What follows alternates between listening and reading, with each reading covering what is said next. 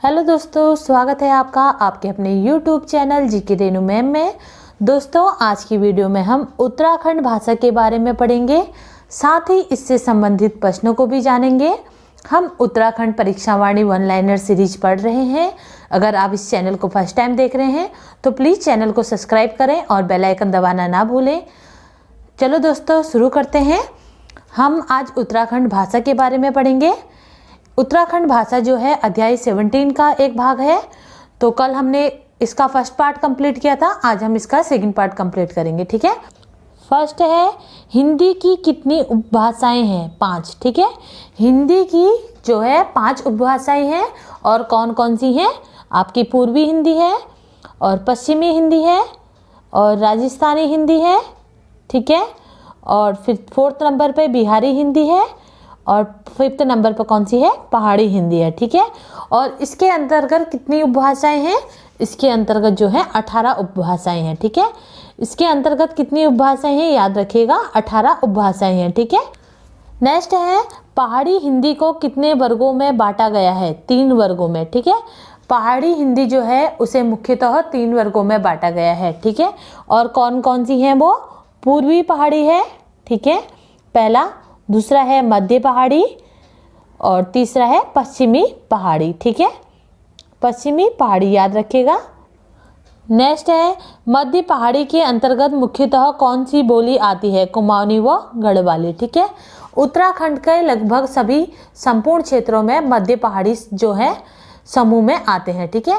उत्तराखंड का जितना भी भाग है वो सारा क्षेत्र जो है वो मध्य पहाड़ी में आता है। ठीक है। जिसके अंतर्गत कौन कौन सी बोलियां होती हैं? कुमाऊनी बोली और गढ़वाली बोली होती है। ठीक है। नेक्स्ट है, पहाड़ी बोली में किस लिपि का प्रयोग किया गया है? देवनागरी लिपि का। ठीक है। पहाड़ी बोली में हिंदी की ही तरह देवनागरी लिपि का जो है प्रयोग किया गया है। ठीक है। नेक्स्ट है, प्रथम मत के समर्थक हैं डॉक्टर गियरसत, डॉक्टर सुनीति कुमार चटर्जी तथा डी शर्मा। ठीक है। ये जो है प्रथम मत के समर्थक हैं। ठीक है। नेक्स्ट है, द्वितीय मत के समर्थक। ठीक है।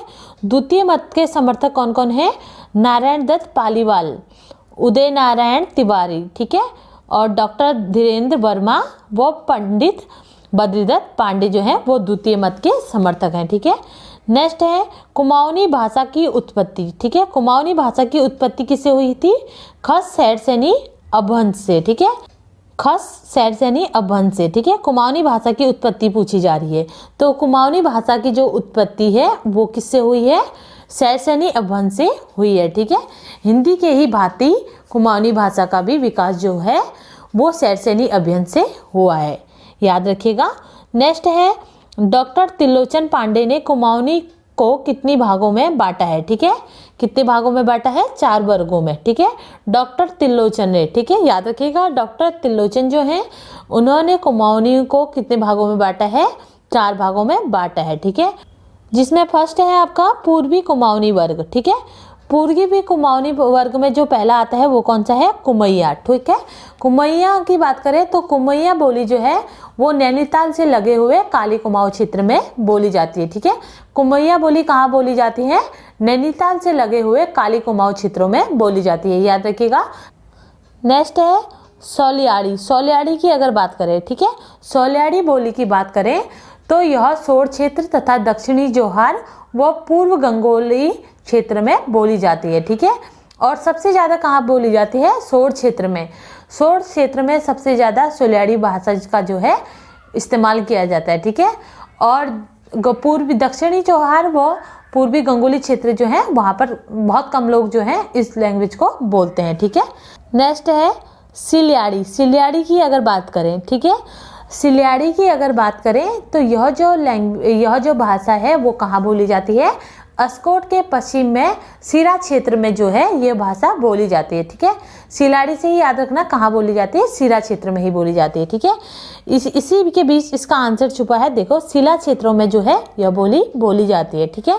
नेक्स्ट है अस्कोटी। अस्कोटी बोली कहाँ बोली जाती है? अस्कोटी बोली जो है यह अस्कोट क्षेत्र में बोली जाती है। ठीक है। और इस भाषा में किस भाषा का प्रभाव मिलता है? इस बोली में जो है नेपाली भाषा का प्रभाव मिलता है। ठीक है। नेक्स्ट इसके सेकंड वर्ग की अगर हम बात करें तो सेकंड वर्ग में जो है कुमाऊनी पश्चिमी वर्ग, यानी कि जो इसका जो सेकंड वर्ग है इसमें कौन सी बोली है? खस पराजिया। ठीक है, खस पराजिया की बात करें तो यह 12 मंडल व दानपुर के आसपास के में बोली जाती है। ठीक है, यह 12 मंडलों में और कुमाऊं के दानपुर क्षेत्र में बोली जाती है। ठीक है, याद रखिएगा।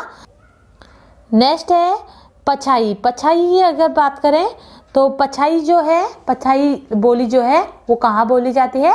अल्मोड़ा जिले के दक्षिणी भाग में। ठीक है, अल्मोड़ा जिले के दक्षिणी भाग में गढ़वाल की सीमा पर बोली जाती है। ठीक है, कहाँ बोली जाती है? दक्षिणी भाग, अल्मोड़ा जिले के दक्षिणी भाग गढ़वाल की सीमा पर जो है वो ये बोली बोली जाती है। ठीक है, नेक्स्ट है फालदा कोटी। ठीक है, फालदा कोटी की बात करें तो फालदा कोटी बोली जो है वो कहाँ बोली जाती है?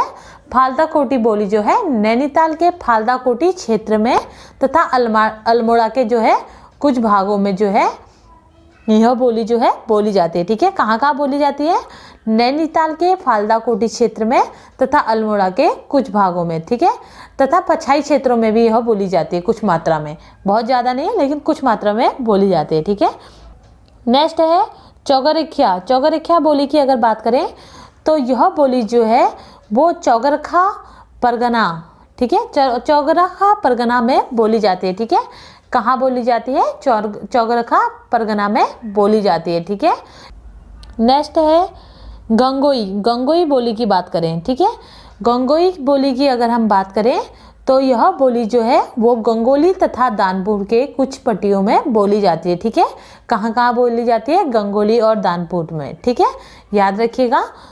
नेक्स्ट है दनपुरिया। ठीक है, दनपुरिया जो है दानपुर के उत्तरी भाग और जोहार के दक्षिणी भाग में। ठीक है, कहाँ कहाँ बोली जाती है? दनपुरिया बोली जो है वो दानपुर के उत्तरी भाग और जोहार के दक्षिणी भागों में जो है दनपुरिया बोली जो है बोली जाती है। ठीक है, नेक्स्ट है आपका उत्तरी कुमाऊनी वर्ग। ठीक है, उत्तरी कुमाऊनी वर्ग की बात करें, ये थर्ड वर्ग है। उत्तरी कुमाऊनी वर्ग की बात करें तो इसके अंदर क्या क्या आते हैं?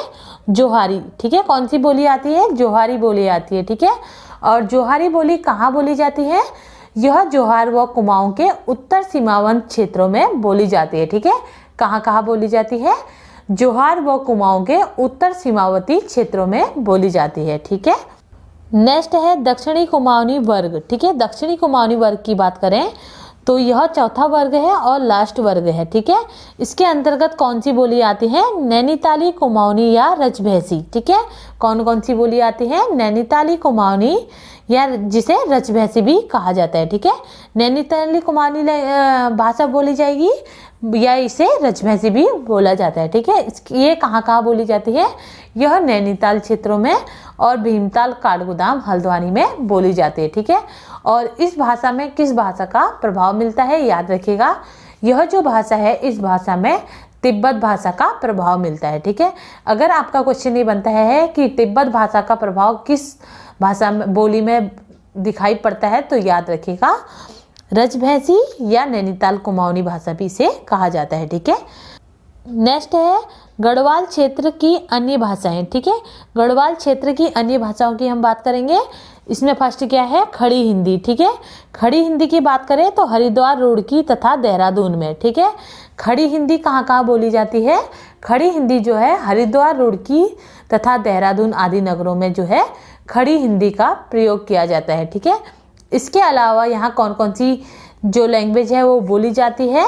कौन कौन सी बोली बोली जाती है इन नगरों में? हरियाणवी खड़ी बोली बोली जाती है। ठीक है, एक तो आपकी खड़ी हिंदी बोली जाती है और दूसरा हरियाणवी खड़ी बोली जो है यहाँ बोली जाती है। ठीक है, नेक्स्ट है जौनसारी। जौनसारी जो है वो कहाँ बोली जाती है? जौनसारी बाबर क्षेत्र में। ठीक है, जौनसारी बोली की अगर बात करें तो गढ़वाल क्षेत्र के ऊंचाई वाले स्थानों तथा देहरादून के जौनसार बाबर क्षेत्र में जो है जौनसारी बोली बोली जाती है। ठीक है, गढ़वाल के ऊंचाई वाले स्थानों पे तथा देहरादून के जौनसार बाबर में जो है वो जौनसारी बोली बोली जाती है। ठीक है, नेक्स्ट है भोटिया।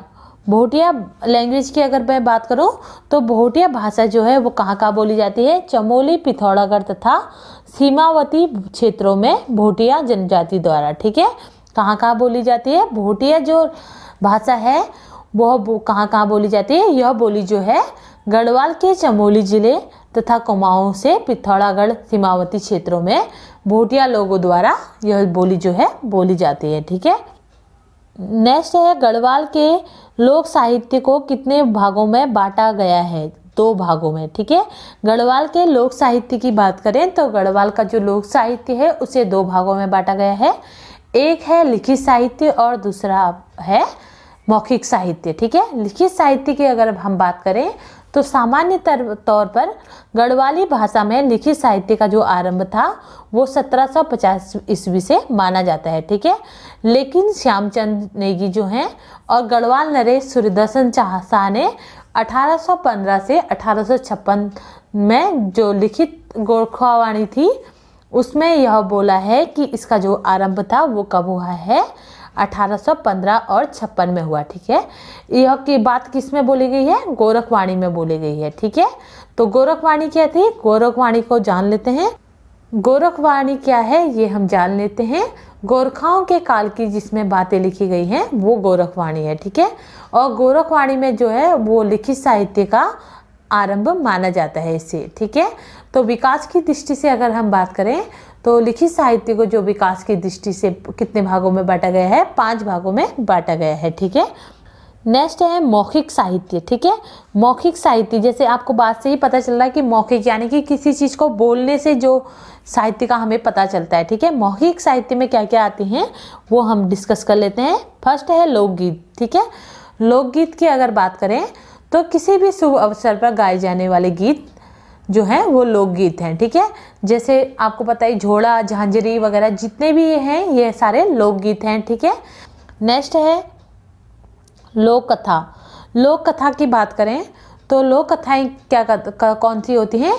ये लोक कथाएं जो होती हैं उसमें देवी देवता, पशु पक्षी, राजा रानी, भूत प्रेतों, परियों व वीरों की आदि की गाथाओं से संबंधित होती हैं। ठीक है, नेक्स्ट है लोकोक्तियाँ। ठीक है, लोकोक्तियाँ की अगर हम बात करें तो कहावत को लोकोक्तियाँ कहा जाता है। ठीक है, किससे कहा जाता है? कहावत।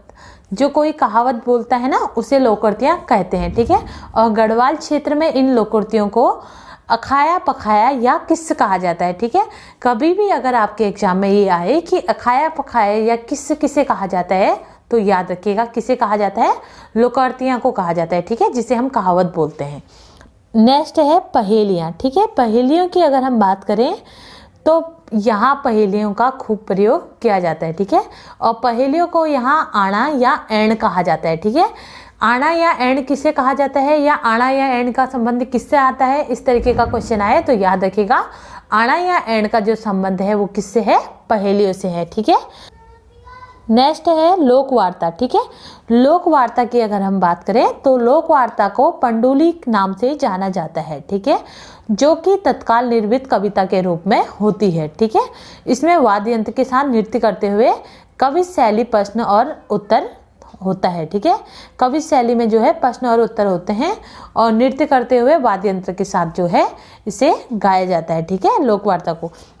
सॉरी दोस्तों, मैं इसका एक इम्पॉर्टेंट पार्ट लिखना भूल गई हूँ मौखिक साहित्य का, वो है लोक गाथाएँ। ठीक है, लोक गाथाओं की अगर मैं बात करूँ तो लोक गाथाएँ क्या होती हैं ये जान लीजिए। लोक गाथाएँ जो गाथाएँ होती हैं उनका जो गायन होता है वो वाद्य यंत्र के द्वारा किया जाता है और लोक गाथाओं को जो है मुख्यतः 2 भागों में बांटा गया है। एक है ऐतिहासिक लोक गाथा। ठीक है, ऐतिहासिक लोक गाथा जो है उसके अंदर क्या आते हैं? पवाड़े आते हैं। ठीक है, पवाड़े में क्या क्या होता है?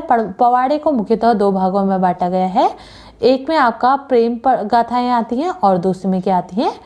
वीरतापूर्ण गाथाएं आती हैं। ठीक है, इसके अंदर कौन कौन से आते हैं? एक प्रेम पूर्ण गाथाएं आती हैं और दूसरा जो है वीरतापूर्ण गाथाएं आती है। ठीक है, और पौराणिक अगर लोक गाथाओं की बात करें तो पौराणिक लोक गाथाओं में क्या आता है? जागर आता है। ठीक है, जागर की अगर मैं बात करूं तो जागर को मुख्यतः 3 भागों में बांटा गया है। ठीक है, एक होता है कृष्ण संबंधी गाथाएं।